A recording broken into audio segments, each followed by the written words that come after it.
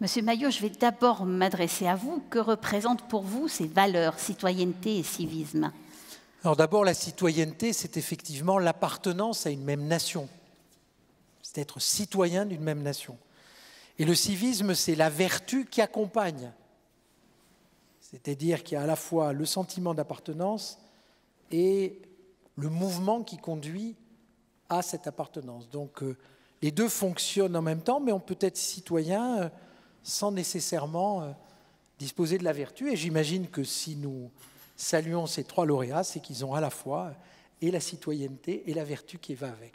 Absolument. On va tout de suite découvrir ensemble, Monsieur le Préfet, leur portrait. Alors, Amélie Remise, vous représentez Nicolas Tollet.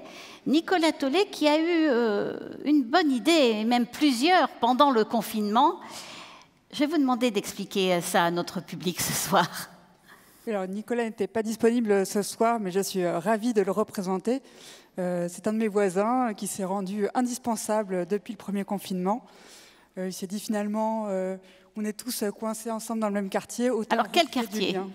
Alors ça c'est à Gerland, dans le coin de la place des Pavillons. Voilà, c'est important la place des Pavillons, vous verrez pourquoi tout à l'heure. Expliquez-nous un peu. Alors qu'est-ce qu'il a décidé, lui, tout seul, dans son petit appartement? Eh bien, ça a commencé par un petit mot sur sa boîte à lettres où il a dit « Je vous imprime des attestations vierges, servez-vous, je sais faire diverses choses, appelez-moi ». Il a mis son numéro de téléphone et puis au fur et à mesure, il a recréé des liens avec les gens. Il a vraiment œuvré à recréer un collectif de voisins. Il a rendu de multiples services, ça nous a démontré ses talents de bricoleur, de jardinier, de gardien, d'animateur de quartier. Oui, parce qu'il est allé jardiner dans le square qui était en face, qui était un peu laissé à l'abandon. Voilà, il faut dire c'est un square public, oui, je pense qu'on peut utiliser le terme d'abandon. C'était un square assez délabré qui était en bas de nos fenêtres. Et puisqu'on n'avait plus que ça à regarder, on s'est dit qu'il faudrait peut-être faire quelque chose. Alors à partir du déconfinement, il a beaucoup œuvré à trouver des outils, on a désherbé, on a replanté. Alors maintenant, il y a une boîte à livres, une boîte à dons, un composteur, une petite table, des chaises, des décorations. Et c'est redevenu un vrai lieu de vie. Et vous avez créé ensemble l'association Les Compagnons des Pavillons, c'est ça? Voilà, alors il a vraiment beaucoup donné dans ce collectif qui, en mars 2021, est devenu une association de quartier et pour laquelle il consacre beaucoup d'heures quotidiennement et aussi à titre individuel. Alors, je précise qu'il était précédemment chômeur longue durée et finalement il a transformé l'essai, il a désormais créé une entreprise multiservice. Belle initiative, Monsieur le Préfet, n'est-ce pas? Hein, ça a commencé par imprimer des attestations et puis après, on tisse des liens avec l'ensemble du quartier. Bravo, bravo beaucoup. Amélie, vous lui direz. Je vous remercie de sa part. Salomé. C'est moi. Alors Salomé, vous aussi, pendant le confinement, vous avez eu une idée. J'ai eu une idée, oui, avec ma maman qui est là ce soir. On a répondu à un appel de la société Boldoduc et on a cousu des masques.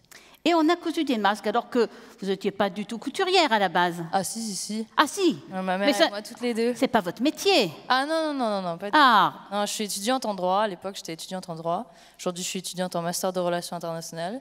Mais vous faisiez un peu de couture en loisir, quoi. Voilà, c'est ça.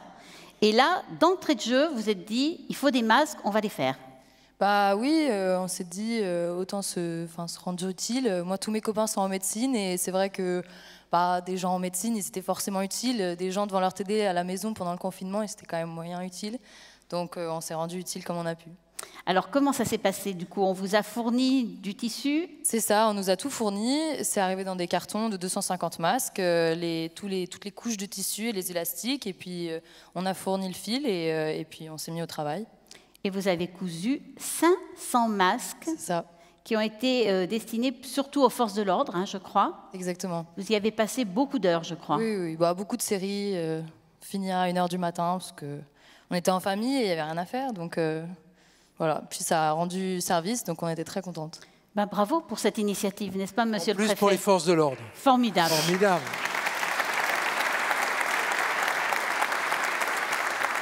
Monsieur Navreau, bonsoir. Alors, Monsieur Navreau, vous n'êtes pas complètement inconnu, hein, parce qu'on vous voit beaucoup dans les rues de Lyon.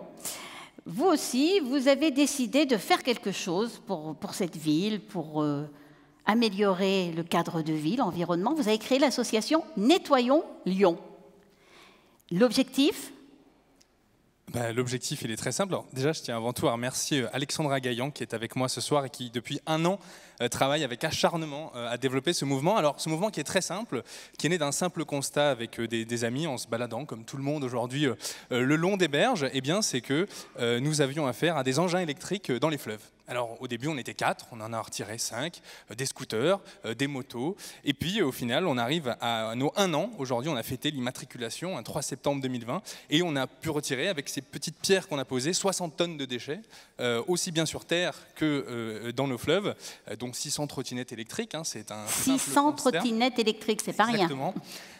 Et puis nous avons développé aussi tout un tas avec Alexandra d'actions, de se dire on va aller plus loin que ça. Ces déchets-là, ils viennent forcément de quelque part. Alors, on n'est pas là pour apporter une solution, on n'est pas politique, on est simplement citoyen. Donc, on a pu rassembler des foules et se dire, aujourd'hui, 1300 bénévoles en 1 an sont venus nous aider à ramasser des déchets dans différentes zones de Lyon. Donc ça, c'est déjà un constat incroyable. Maintenant, la question, c'est qu'est-ce qu'on en fait de ces déchets? Et là, notre but, ça va être cette année, après ces 1 an, on est encore très jeune, on a 1 an, c'est de développer un lieu, justement, sous le modèle du SMICVAL, donc de réemploi. C'est-à-dire, aujourd'hui, ces déchets qu'on va récupérer, on ne pourra pas toujours en faire quelque chose, il n'y a pas toujours des solutions qui existent, mais on a envie de se dire qu'on veut en faire quelque chose, donc on va travailler avec des acteurs locaux. On intervient déjà dans les écoles et dans les entreprises pour sensibiliser les collaborateurs à la thématique du déchet local, parce qu'aujourd'hui, en tout cas, nous, on est persuadés que c'est le citoyen local. Et d'ailleurs, ça me fait également plaisir qu'Amélie soit là, puisqu'on a fait une action ensemble il n'y a pas si longtemps que ça. Tout est relié au niveau associatif et l'engagement. Nous avons appelé notre association à appeler Nettoyons-nous à la rescousse, car il y a un parking derrière notre square public où il y avait vraiment des énormes amoncellements de déchets. On s'est dit qu'on n'allait pas y arriver tout seul, même si on a beaucoup d'huile de coude et de motivation. Et donc on a appelé Nettoyons-nous à la rescousse, qui nous a aidés sur 2 journées. Une, c'était un jour de week-end, je crois. On s'est retrouvé une trentaine de voisins locaux et de plus loin qui sont venus nous aider à ramasser 5 tonnes de déchets et qui ont continué la semaine d'après avec, grâce à une entreprise et une journée de team building, à ramasser encore beaucoup de déchets. Et sans eux, on n'en serait jamais venu à bout. Eh bien, bravo, mesdames, messieurs. Je crois, monsieur le préfet, qu'on peut saluer. On va vous remettre les palmes du civisme et de la citoyenneté. Bravo pour ce que vous avez entrepris et continuez, vous êtes bien partis, vous êtes sur la lancée. Et en tout cas, on va vous laisser poser en compagnie du préfet devant le photocall. Notre photographe est là. Voilà, mademoiselle va récupérer les micros. Voilà, on a une charmante hôtesse qui s'appelle Hortense qui va nous accompagner tout le long de la soirée. Merci, félicitations, on peut les applaudir.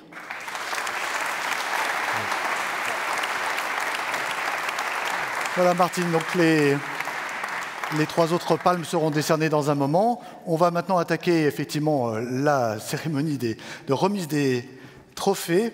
Et pour cela, j'invite Grégory Cuiron, le parrain de la soirée, pour le trophée de l'insertion en entreprise.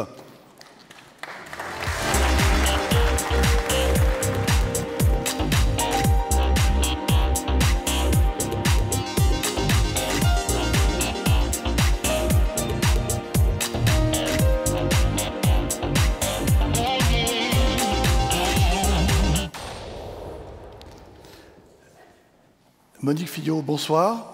Bonsoir. Vous nous plongez dans l'histoire. Je vous fais faire un pas en arrière de 77 ans. Mais qui peut être utile quand même pour le présent et l'avenir. Bien sûr.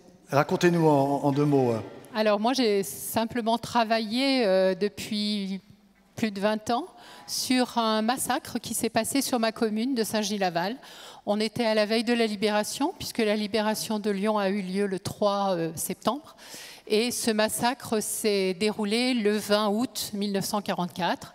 Les Allemands ont extrait des prisonniers de Montluc, de la prison Montluc, et les ont exécutés sur ma commune. Et contrairement à l'ensemble des lieux d'exécution, là, non seulement on les a exécutés, fusillés, mais on les a brûlés et on a fait exploser la maison dans laquelle ils avaient été introduits.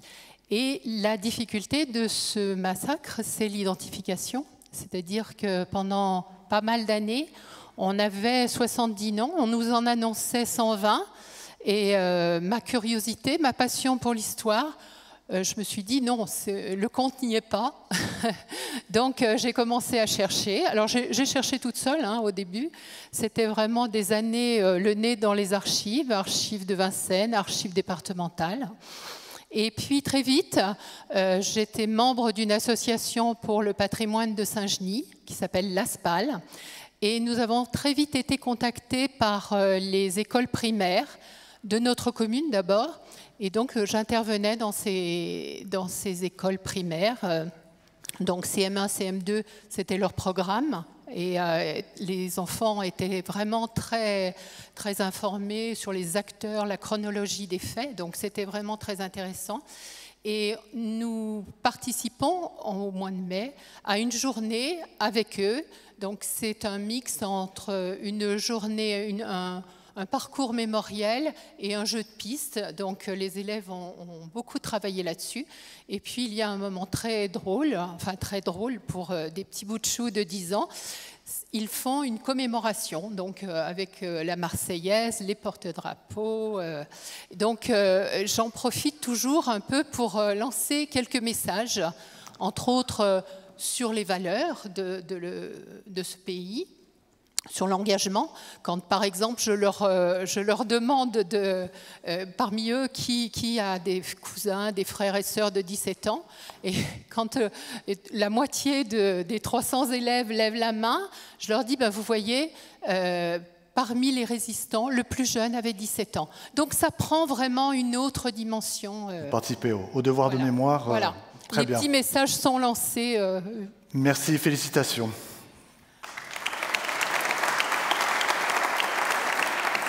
Karim Mahmoud Vintam, vous avez créé les Cités d'Or il y a une quinzaine d'années, c'est ça? Vous pouvez nous raconter cette aventure? Alors c'est une vraie aventure. Écoutez, l'enjeu, c'est d'essayer d'accompagner des jeunes gens qui ont entre 16 et 25 ans, qui débutent dans la vie, qui entament leur vie d'adulte, souvent dans des conditions assez compliquées, manque d'autonomie, accès au logement, à la santé, assez compliqué. Et l'idée, c'est de pouvoir les outiller pour leur transmettre l'envie et le pouvoir d'agir sur leur environnement. Ah, ils sont combien aujourd'hui?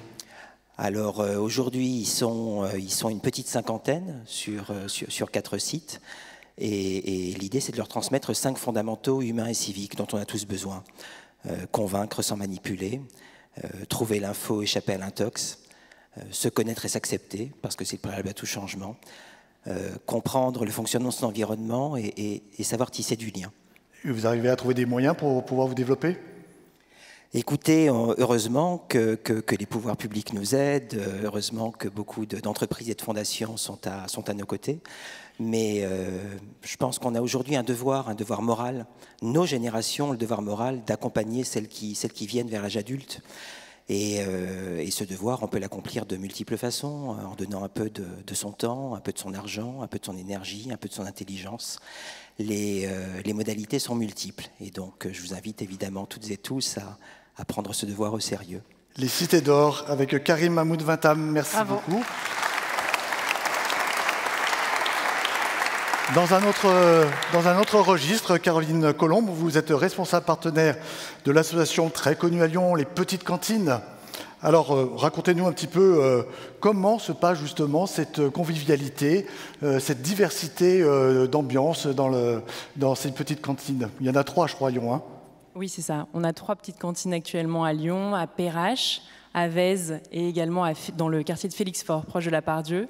Et en fait, aux petites cantines, on propose un cadre qui est simple et participatif pour que tout le monde se sente utile et reconnu au moment du repas.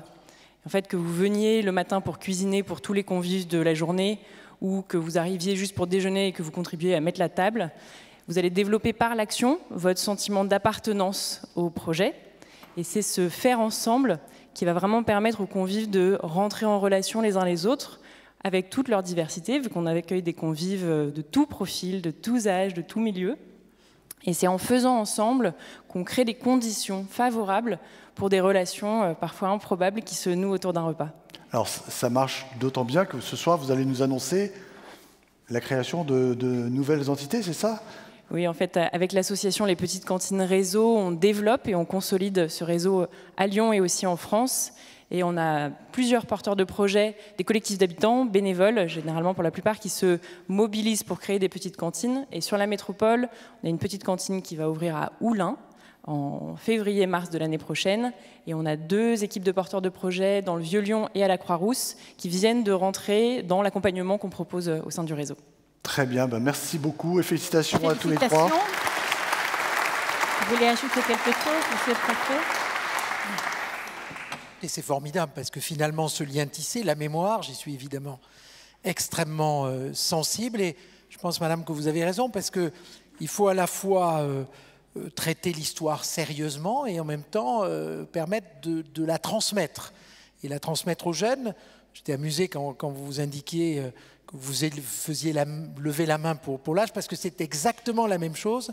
Quand je parle de mémoire, je dis souvent aux jeunes qui sont là, est-ce que vous vous rendez compte que ceux qui se sont engagés dans les différents combats, ça peut être vrai des 2 derniers conflits, mais aussi de la période de la résistance à laquelle je m'intéresse particulièrement, souvent ils avaient votre âge. Et à ce moment-là, finalement, cette image de gens âgés, souvent un peu penchés sur des cimetières ou des monuments aux morts, se transforment et ils se disent « Ah bon, c'était des gens qui, comme moi, avaient des copains, allaient à l'école et ont été finalement aspirés, rattrapés par l'histoire. » Et puis les petites cantines, j'ai eu la chance de pouvoir y déjeuner il y a quelques mois, enfin avant le confinement, et je trouve l'idée extraordinaire parce que c'est créer du lien, tisser du lien et rassembler des gens finalement à partir d'une même idée qui quand même à Lyon est particulièrement attirante, c'est le fait de déjeuner ou de dîner ensemble.